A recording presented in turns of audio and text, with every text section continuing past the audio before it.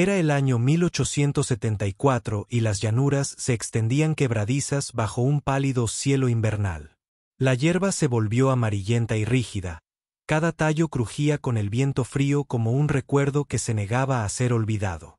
El sol estaba bajo, proyectando largas sombras sobre los álamos que se aferraban al lecho seco del río.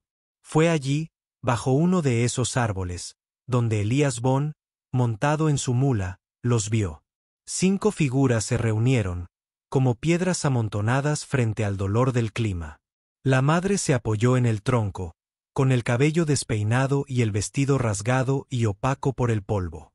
Su piel tenía un brillo febril y sus labios estaban separados como si cada respiración pudiera ser la última. A su alrededor, los niños se aferraban como árboles jóvenes a un roble moribundo. Sus rostros estaban hundidos, sus mejillas cubiertas de mugre, sus ojos abiertos con una extraña mezcla de hambre y esperanza que solo los abandonados llevan consigo. Una de ellas, una niña de no más de 4 años, lo miró con labios temblorosos. Su voz, tan pequeña que apenas podía atravesar el viento, contenía palabras que cortaban más profundamente que cualquier espada. ¿Estás aquí para lastimar a nuestra mamá también? Ella se está muriendo. Elías no respondió. Desmontó lentamente, sus botas crujiendo bajo la escarcha y su largo abrigo de lana rozando la hierba quebradiza. Su cabello oscuro, enredado por semanas sin peinarse ni cuidarse, le caía sobre la frente. El rifle que llevaba colgado al hombro brillaba apagado bajo la luz. Por un momento los niños se estremecieron, como si esperaran otra vez la crueldad del mundo, pero Elías dobló las rodillas y dejó el rifle en el suelo. Desató una mochila y colocó delante de ellos un trozo de pan, una tira de venado seco y un frasco de agua. Los niños se quedaron mirando, atónitos, ante la visión de tal ofrenda. El niño mayor, de unos 9 años, dudó antes de acercar a sus hermanos.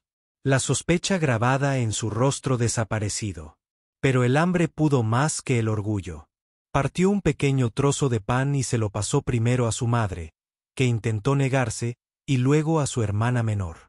Elías observaba en silencio, con una mirada ilegible pero firme, cada gesto deliberado como si cada movimiento tuviera peso suficiente para alterar el destino. Clara Mayo Ulane, ese era su nombre, aunque Elías aún no lo sabía, abrió débilmente los ojos, con las pupilas nubladas por la fiebre.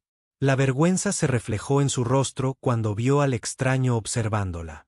Intentó levantarse para moldear palabras de disculpa por existir, pero su cuerpo la traicionó.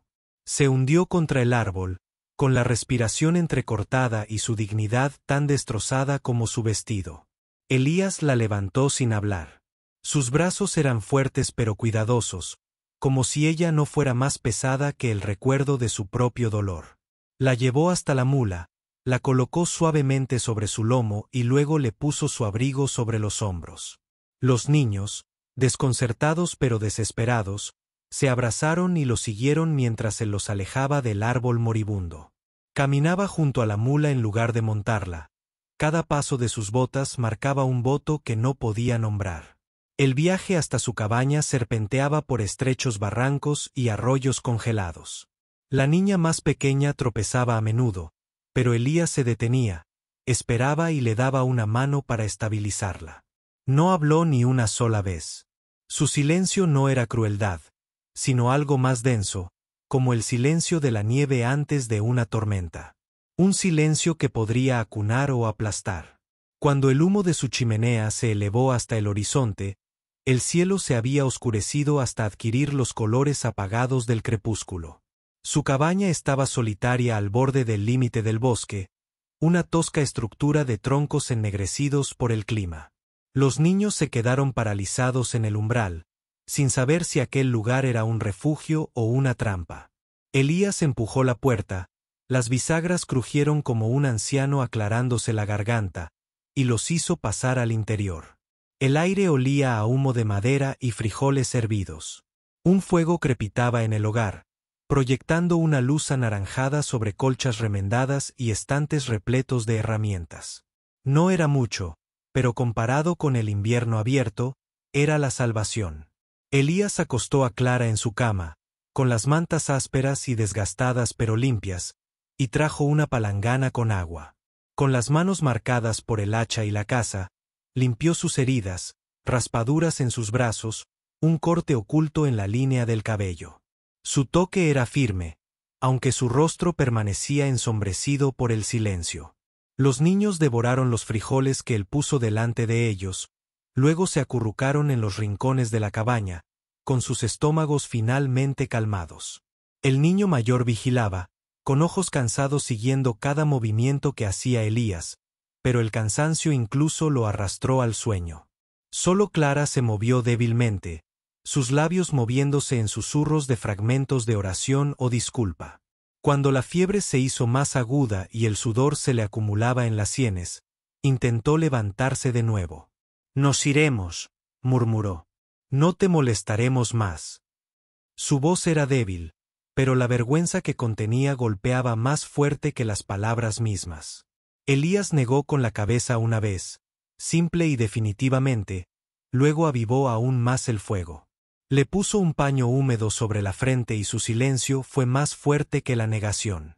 Clara giró la cara y las lágrimas corrieron por sus mejillas, avergonzada de que la bondad todavía existiera cuando ella ya no creía merecerla. La noche se hizo más profunda. Afuera, Coyote cantaba a través de las llanuras, un coro solitario que se colaba por las grietas de las paredes de la cabaña. Elías estaba sentado junto al fuego, con el rifle sobre las rodillas y los ojos fijos en las llamas. Él no durmió. No pudo. Cada vez que Clara se movía, él se inclinaba hacia adelante, escuchando el temblor de su respiración. En su pecho ardía el recuerdo de otra mujer, de otra cama, de otra fiebre que no había logrado bajar. Había enterrado palabras con ella hacía mucho tiempo, había jurado no volver a hablar de amor nunca más. Pero allí, frente a él, yacían una viuda y sus hijos, rescatados del borde de la muerte solo por el azar y su reticente misericordia. Hacia la medianoche, la fiebre de Clara aumentó. Gritó los nombres de sus hijos, con la voz entrecortada por el sollozo, aunque sus ojos nunca se abrieron. Tomás, Samuel, Maggie, Annie, sus dedos se aferraban a la colcha como si ya se estuviera resbalando de ellos. Elías se levantó, se acercó a ella y le tomó la mano. Su palma era áspera y su piel ardía contra ella. Inclinó la cabeza, apretó los labios y, por primera vez en años, oró.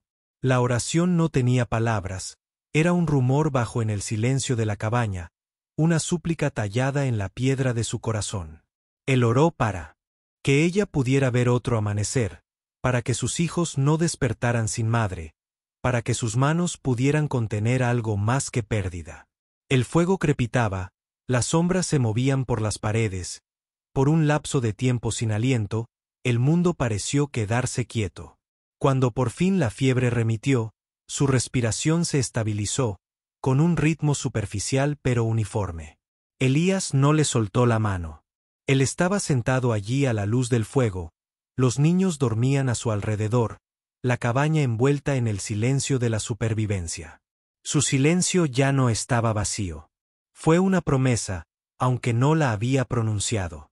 Y, sin embargo, cuando las brasas se apagaron y los coyotes se quedaron en silencio, supo que la lucha estaba lejos de terminar. La viuda todavía yacía frágil como una vela al viento, sus hijos estaban demacrados y cansados, su confianza frágil como el hielo fino. Afuera de la ciudad esperaba el juicio como una sombra al borde de cada llama. Podría mantenerlos con vida durante la noche, tal vez durante la semana, pero el mundo más allá de su puerta no era tan fácil de domesticar. Elías miró fijamente la oscuridad más allá de la ventana, con sus manos todavía entrelazadas con las de ella, y sintió el movimiento de algo enterrado hacía mucho tiempo dentro de él, un dolor que algún día podría llamarse amor o ruina. La luz de la mañana se filtraba a través de las grietas de la pared de la cabaña, derramando un suave color dorado sobre las ásperas tablas. Clara se movió, su fiebre disminuyó, su respiración se volvió más regular. La colcha olía a humo y pino, a la propia supervivencia. Parpadeó lentamente, mientras sus ojos se adaptaban al brillo, y vio a Elías afuera a través del pequeño cuadrado de la ventana. Estaba cortando troncos, con el abrigo tirado a un lado, su espalda ancha moviéndose al ritmo, cada golpe del hacha resonando como el latido del corazón de la montaña. Alrededor de sus botas, sus hijos reunían palos, su risa frágil pero real, sorprendente contra el silencio que los había traído hasta allí. Apretó la palma de la mano contra su pecho como para guardar ese sonido dentro de ella para siempre. Por primera vez en meses, el hambre de los niños no los había despertado llorando. Estaban comiéndose, jugando, incluso sonriendo, sus mejillas tocadas por el más leve rubor de la salud. Y el hombre, este extraño, que apenas había hablado una palabra, fue el que lo dio. La vergüenza y la gratitud luchaban dentro de ella. Dos corrientes tirando del mismo frágil barco. Cuando Elías regresó trayendo una nueva pila de leña, Clara se incorporó. Su cuerpo protestó, pero su dignidad lo exigía. Ella alisó su vestido roto y dijo suavemente: «No seré tu carga». Su voz temblaba, no por la fiebre, sino por el recuerdo de puertas cerradas en su cara, de familiares que le habían dicho que una mujer con hijos y sin marido no tenía lugar en sus casas. Elías dejó la madera en el suelo y la miró a los ojos. Él no habló. Él simplemente vertió agua en una taza de hojalata y se la entregó. Su silencio no fue ni despido ni de acuerdo. Era algo más, una firmeza que hacía que su vergüenza flaqueara. Ella tomó la taza, sus dedos rozando los de él, y aunque ninguno se movió, el aire se espesó entre ellos como votos tácitos. Los días transcurrieron con un ritmo tranquilo. Elías cazaba conejos y ciervos, llevando la carne a la mesa con la precisión de un cazador. Remendó los zapatos de Clara con retazos de cuero, con puntadas toscas pero fuertes. Talló un caballo de madera para Maggie, cuyas pequeñas manos lo aferraron como si fuera un tesoro. Le mostró a Thomas cómo partir leña, mientras ayudaba al niño a sujetarla con sus manos callosas. Samuel, tímido y delgado, se levantó sobre sus hombros para recoger piñas de las ramas altas. La risa del niño resonó en el claro. Annie, la más pequeña, lo siguió como una sombra, tirando de su abrigo y sonriendo cuando él se inclinó para acariciarle el cabello. Clara observó todo esto con el corazón temblando.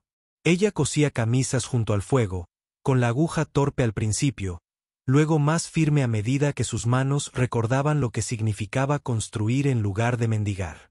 Se levantó para barrer el suelo, para lavar los platos, para convertir su hacinada supervivencia en algo parecido a un hogar. Y aunque se movía con cuidado, su cuerpo aún frágil, su espíritu comenzó a elevarse. La vergüenza que pesaba sobre sus hombros encorvados se aflojó hilo a hilo. Pero el mundo exterior no podía mantenerse a raya para siempre. Los suministros escaseaban y Elías sabía que debía llevarlos a la ciudad. Clara lo temía más que al hambre misma. La ciudad había estallado en protestas, llamándola sin marido, indefensa, indigna.